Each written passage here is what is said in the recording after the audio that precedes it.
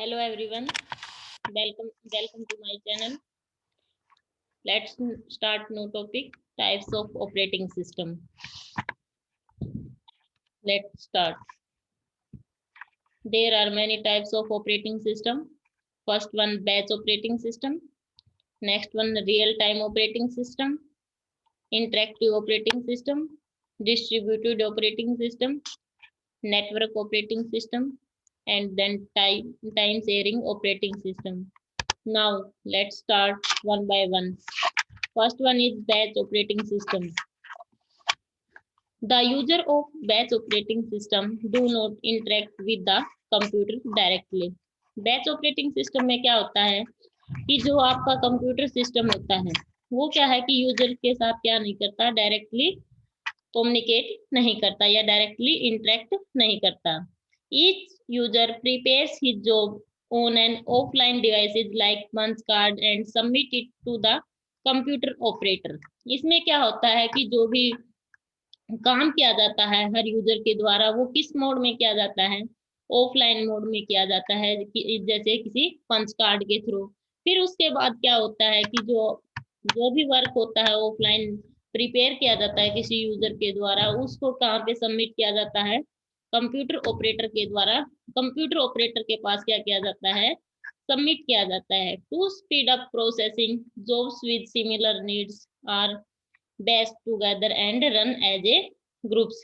उसके बाद क्या होता है कि जैसे स्पीड को प्रोसेस करने के लिए जितनी भी जॉब्स होती हैं उनको उन सभी का क्या किया जाता है, एक बैच बनाया जाता है और उनको एज ए ग्रुप के तौर पे क्या किया जाता है, रन किया जाता है. Thus the programmer left their programs with the operator. उसके बाद क्या होता है कि जो प्रोग्रामर होता है वो अपने प्रोग्राम्स को क्या कर देता है, लेफ्ट कर देता है ऑपरेटर के पास. The operator then sorts program into batches with the similar requirement. After that क्या होता है कि जो ऑपरेटर होता है, जो प्रोग्रामर के द्वारा उसके पास क्या की जाती है, सारी की सारी जो जॉब्स होती हैं वो सबमिट की जाती है, वो उनको क्या करता है, सॉर्ट आउट करता है और क्या करता है, बैचेज के अंदर क्या करता है, ग्रुप कर देता है उनकी रिक्वायरमेंट के अकॉर्डिंग. इस तरह से क्या किया जाता है, सारी की सारी जॉब्स होती हैं जो बैच ऑपरेटिंग सिस्टम के अंदर, उनको क्या किया जाता है, प्रोसेस किया जाता है. Now discuss advantages and disadvantages of the batch operating system. Advantages हैं, resource management and allocation is very easy. कि इसके अंदर क्या होता है कि जो रिसोर्सेज होती हैं उनका एलोकेट करना, डी एलोकेट करना, वो क्या होता है, इजिली हो जाता है. Faster than the serial processing, इसकी स्पीड क्या होती है, फास्ट होती है as compare to serial processing system.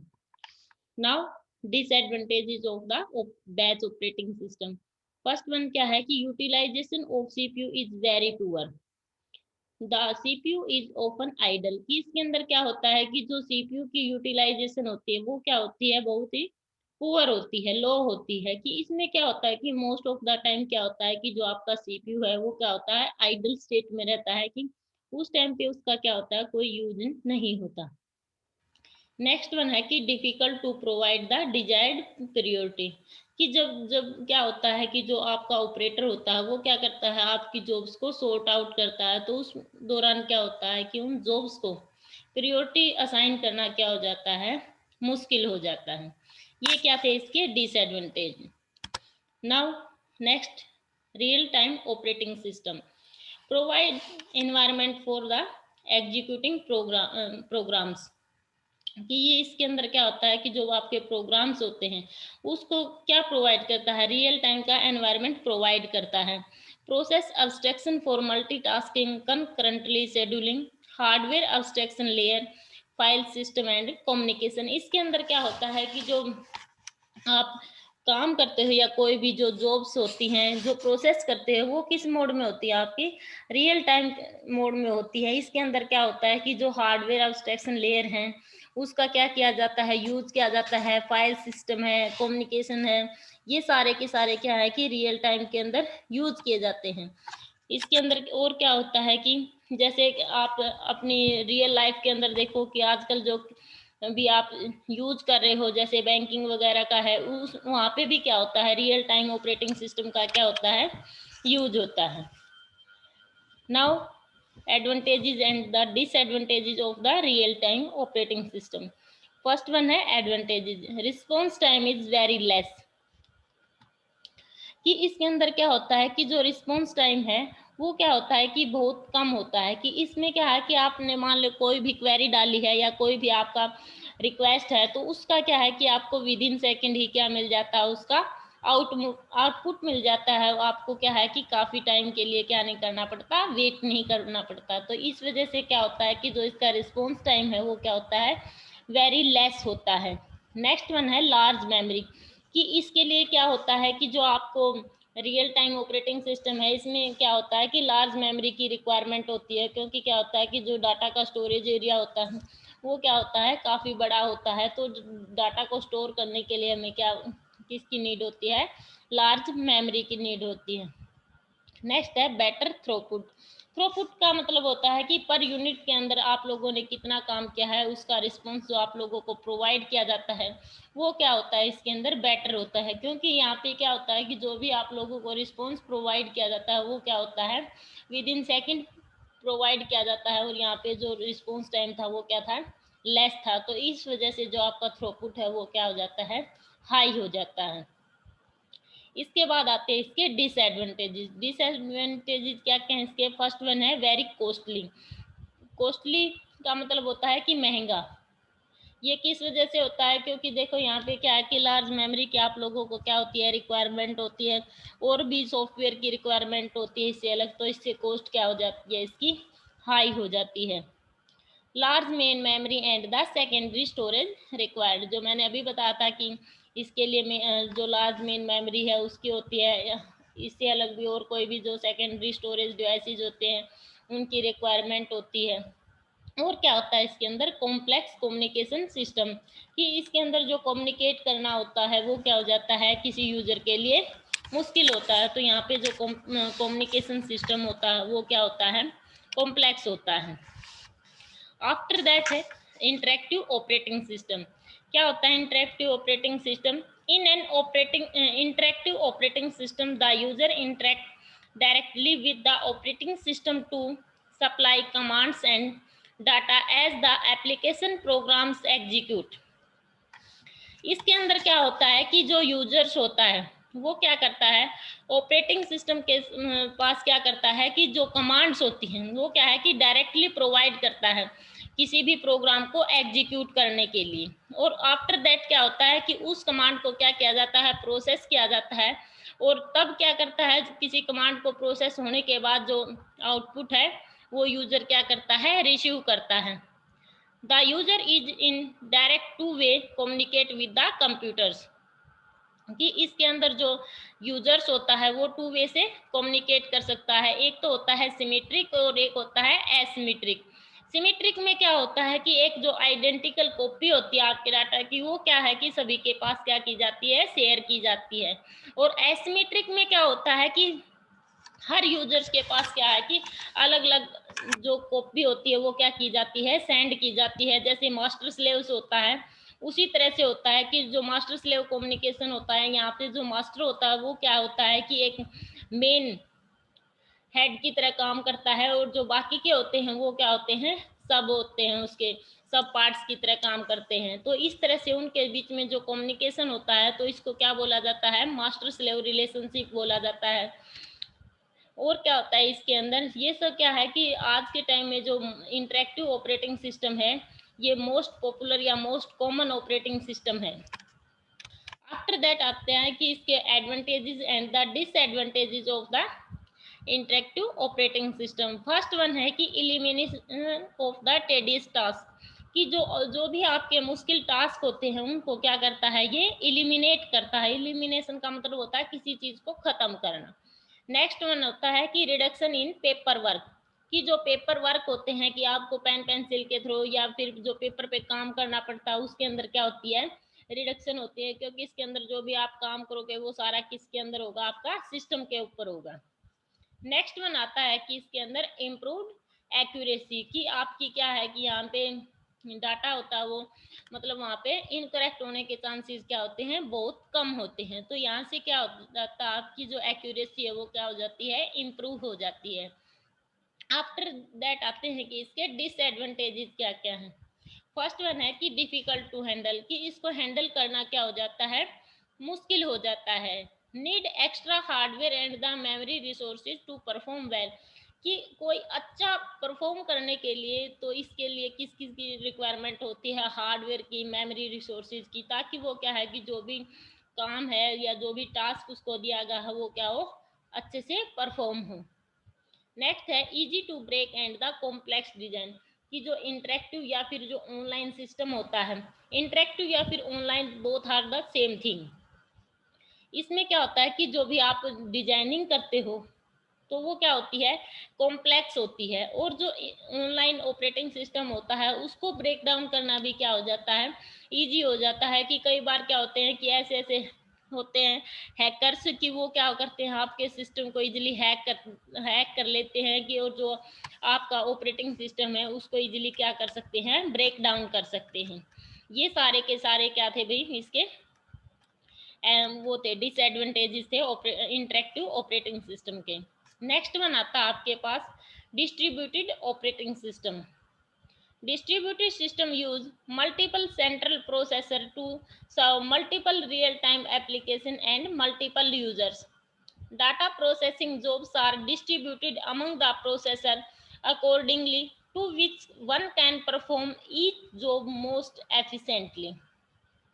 इसके अंदर क्या होता है कि एक टास्क को क्या किया जाता है, अलग अलग प्रोसेसर के पास क्या किया जाता है, उस टास्क को डिवाइड किया जाता है, कि ताकि क्या है कि एक ही टाइम में अलग अलग जो जॉब्स, अलग अलग यूजर्स है वो क्या कर सके, उस जॉब को क्या कर सके, परफॉर्म कर सके अच्छे तरीके से। The processor communicate with one another through the various communication line, की इस डिस्ट्रीब्यूटेड ऑपरेटिंग सिस्टम में क्या होता है कि जो भी आपका कम्युनिकेशन होता है वो क्या होता है कि एक प्रोसेसर से दूसरे प्रोसेसर में आप इसका यूज करके कम्युनिकेट कर सकते हो, कम्युनिकेशन लाइंस का यूज कर सकते हो। कम्युनिकेशन लाइन में क्या आता है कि जैसे हाई स्पीड की बसेज हैं या फिर जो आपकी टेलीफोन्स लाइंस हैं, उनके थ्रू आप क्या कर सकते हो, एक प्रोसेसर से दूसरे प्रोसेसर के साथ क्या कर सकते हो, कम्युनिकेट कर सकते हो। These are referred as the loosely coupled system or the distributed system, कि यहाँ पे क्या होता है कि जो लूजली कपल्ड होता है उसको उसकी तरह इसको क्या किया गया है, रेफर किया गया है। आपका सॉफ्टवेयर इंजीनियरिंग में एक कॉन्सेप्ट आता है कपलिंग और कोहेसन का, वहाँ पे जो आपका कपलिंग होती है उसको क्या माना गया है, लो, और जो कोहेसन होती है हाई होती है, इन दोनों को बेस्ट माना गया है। लो कपलिंग और हाई कोहेसन होती है वो हमेशा किस कम्युनिकेशन के लिए क्या मानी गई है, बेस्ट मानी गई है। तो इसी तरह से जो डिस्ट्रीब्यूटेड ऑपरेटिंग सिस्टम है ये भी किसकी तरह है, लूजली कपल्ड सिस्टम की तरह है। प्रोसेसर इन ए डिस्ट्रीब्यूटेड सिस्टम में very in size and function, कि जो डिस्ट्रीब्यूटेड सिस्टम होता है इसमें प्रोसेसर क्या करते हैं, साइज और फंक्शन के अकॉर्डिंग क्या करते हैं, वेरी करते हैं। These processor are referred as sites, node, computers and so on. इसमें प्रोसेसर किसकी तरह होते हैं, जैसे किसी साइट्स को बोला गया है, किसी नोड्स को बोला गया, या फिर जो कोई भी कंप्यूटर सिस्टम है ये किसकी तरह होते हैं, एज ए प्रोसेसर की तरह होते हैं। आफ्टर दैट है advantages and the disadvantages of distributed operating system. First one है advantages, better services to the customer, यहाँ पे क्या होता है कि जो कस्टमर को सर्विसेज प्रोवाइड की जाती हैं वो क्या होती हैं, अच्छी होती है। नेक्स्ट है level of expertise required is less, कि यहाँ पे क्या है कि एक्सपर्ट, जैसे क्या होता है कि कई सिस्टम में जो एक्सपर्ट यूजर्स होते हैं उसकी रिक्वायरमेंट होती है, लेकिन यहाँ पे क्या है कि एक्सपर्टाइज की इतनी ज़्यादा रिक्वायरमेंट नहीं होती। नेक्स्ट आता है इसके अंदर reduction of delay in data processing, कि जो डाटा को प्रोसेसिंग होने का जो टाइम है वो क्या होता है, कम होता है। उसके अंदर डाटा को प्रोसेस होने में क्या नहीं होती, डिले नहीं होती। डिले का मतलब होता है देरी। तो यहाँ पे जो आपका डाटा प्रोसेस होता है वो क्या हो जाता है, जल्दी हो जाता है। नेक्स्ट वन है इसके अंदर डिसएडवांटेजेस। फर्स्ट वन है security problem due to sharing, कि यहाँ पे क्या किया जाता है कि आप क्या करते हो, आपके डाटा को शेयर करते हो, तो शेयरिंग की वजह से क्या होता है कि जो आपका सिक्योरिटी पॉइंट ऑफ व्यू की प्रॉब्लम आ जाती है, कि यहाँ पे सिक्योरिटी आपकी क्या हो जाती है, लो हो जाती है। नेक्स्ट वन है some messages can be lost in the network sharing, कि जब आप क्या करते हो, डिस्ट्रीब्यूटेड ऑपरेटिंग सिस्टम में नेटवर्क को शेयर करते हो, तो वहाँ पे क्या हो जाता है कि कई बार नेटवर्क इशू की वजह से आपके जो मैसेज हैं वो क्या हो जाते हैं, लॉस्ट हो जाते हैं। नेक्स्ट वन है ओवरलोडिंग। ओवरलोडिंग क्या किस वजह से होती है कि कई बार क्या होता है कि मोर देन वन जो प्रोसेस हैं वो क्या हो जाती हैं, एक ही टाइम में क्या हो जाती है, इकट्ठी आ जाती हैं। तो वो क्या होता है कि जैसे आप क्या है कि बैंकिंग के अंदर यूज करते हो कि एक ही टाइम में कई बार क्या होता है कि कई सारे जो यूजर्स होते हैं, कस्टमर होते हैं, उनकी क्वेरी आ जाती है और उसी टाइम पे क्या हो जाता है, आपका सिस्टम क्या हो जाता है, लोड हो जाता है। तो यहाँ पे क्या है कि लोडिंग की प्रॉब्लम भी आ जाती है। ये क्या थे इसके डिसएडवांटेजेस। नेक्स्ट आता है आपका नेटवर्क ऑपरेटिंग सिस्टम।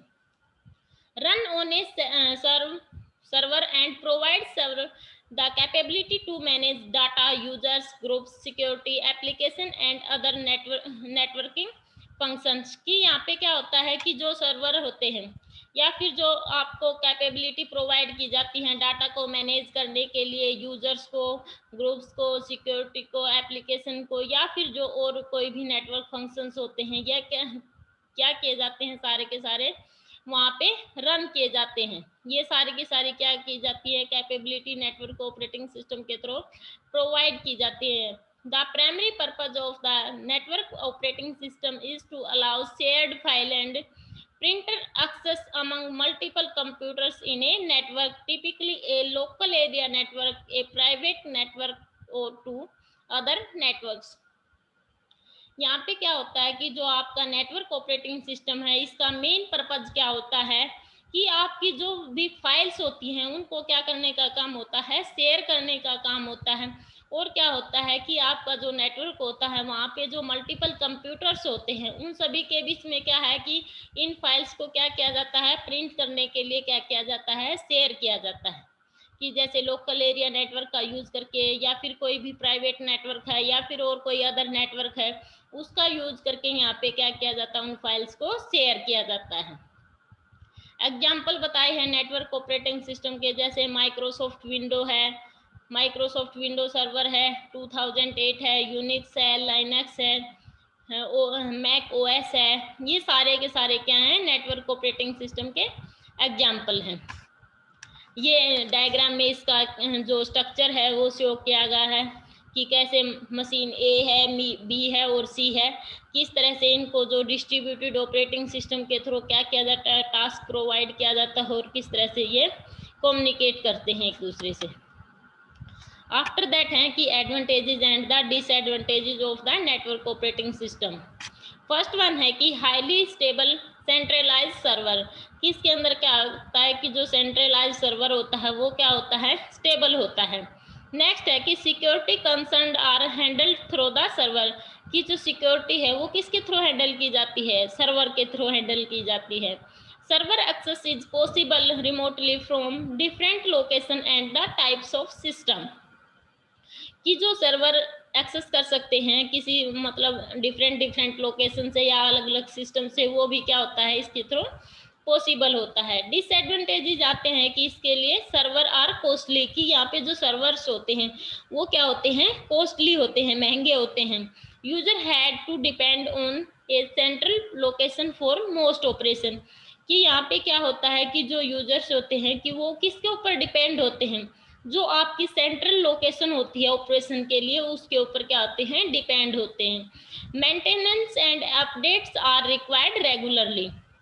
कि यहाँ पे जो मतलब मेंटेनेंस की प्रॉब्लम आती है वो क्या होती है कि मेंटेनेंस यहाँ पे क्या होती है, रेगुलर होनी चाहिए, कि उसकी बार बार क्या होती है, रिक्वायरमेंट होती है। कि ये क्या थे इसके डिसएडवांटेजेस। आफ्टर दैट आता है आपका time sharing operating system. Time sharing is a technique which enable many people located at various terminals to use a particular computer system at the same time. कि यहाँ पे क्या होता है कि एक ही टाइम पे अलग अलग मतलब जो लोग होते हैं, पीपल्स को क्या किया जाता है, मतलब टर्मिनल को एलोकेट किया जाता है कि आप क्या करो कि इस सिस्टम को क्या कर सकते हो, eight the same time use कर सकते हो। टाइम शेयरिंग और multitasking is a logically extension of the multi programming. कि जो टाइम शेयरिंग है या आपका मल्टीटास्किंग ऑपरेटिंग सिस्टम होता है, ये किसकी एक्सटेंशन है, as like a multi programming operating system की तरह होते हैं। क्यों होते हैं? क्योंकि यहाँ पे क्या होता है कि मेन इनका जो पर्पज होता है वो क्या होता है कि सेम टाइम पे मोर देन वन टास्क को क्या होता है परफॉर्म करना होता है, कि ताकि मोर देन वन जो प्रोसेस होती हैं वो क्या उसके प्रोसेस हो सके। Processor times which is shared among the multiple user simultaneously is termed as time sharing. कि जब प्रोसेसर का जो टाइम होता है उसको अलग अलग यूजर के पास क्या किया जाता है, सेम टाइम पे शेयर किया जाता है, तो वो किसकी तरह ट्रीट किया जाता है, टाइम शेयरिंग की तरह ट्रीट किया जाता है। The main difference between the multi-programmed batch system and the time-sharing system is that in case of multi-programmed batch system, objective is to maximize processor use, whereas in the time-sharing objective is to minimize the response time. ये इनका difference बताया है। और जो ये time sharing system है इसका main objective क्या है कि जो आपका रिस्पॉन्स टाइम होता है उसको क्या करना होता है, मिनिमाइज करना होता है, कम करना होता है। कि टाइम शेयरिंग करने के बाद क्या होता है कि जो आपका रिस्पॉन्स होता है किसी भी प्रोसेस को, मतलब प्रोसेस होने के बाद जो आपको आउटपुट मिलता है वो क्या मिल जाए, जल्दी मिल जाए। तो इस तरह से जो इसका रिस्पॉन्स टाइम होता है वो क्या हो जाता है, कम हो जाता है। आफ्टर दैट है इसके advantages and the disadvantages. First one है provide advantages of the quick response. इसमें जो रिस्पॉन्स होता है वो क्या है, जल्दी प्रोवाइड किया जाता है। Avoid duplication of the software. यहाँ पे क्या है कि जो सॉफ्टवेयर है उसकी डुप्लीकेसी नहीं होती। It reduce CPU idle times. ये क्या होता है कि जो सीपीयू का आइडल टाइम होता है उसको क्या करता है, रिड्यूस करता है, कम करता है। नेक्स्ट वन है इसके डिसएडवांटेजेस। फर्स्ट वन है कि प्रॉब्लम ऑफ रिलायबिलिटी। रिलायबिलिटी की यहाँ पे क्या हो जाती है, प्रॉब्लम हो जाती है। क्योंकि क्या होता है कि जब आप क्या करते हो, शेयरिंग करते हो, जहाँ पे भी शेयरिंग का कॉन्सेप्ट आता है वहाँ पे क्या होती है, रिलायबिलिटी की प्रॉब्लम क्या हो जाती है, इंक्रीज हो जाती है। ये भी क्या है कि एक इसका डिसएडवांटेजेस है। नेक्स्ट वन है problem of the data communication. यहाँ पे क्या है कि डाटा कम्युनिकेशन की प्रॉब्लम भी अराइज होती है। Question of security and integrity of the users programmer and data can be raised. इसके अंदर क्या होता है कि ये जो सिक्योरिटी की प्रॉब्लम है ये किस लिए आती है, क्योंकि यहाँ पे क्या है कि आप क्या करते हो, डाटा को शेयर करते हो। डाटा को शेयर करने से क्या है कि आपकी सिक्योरिटी की प्रॉब्लम इंक्रीज हो जाती है। कि कई बार क्या होता है कि आपका डाटा नेटवर्क की वजह से भी लॉस हो जाता है, शेयरिंग की वजह से भी लॉस हो जाता है। तो यहाँ पे क्या है कि सिक्योरिटी का कंसेप्ट भी क्या हो जाता है, इंक्रीज हो जाता है। ये था आपका advantages and the disadvantages of the time sharing operating system. Thanks, and I hope you will understand very well. If you have any query then comment me. Have a nice day.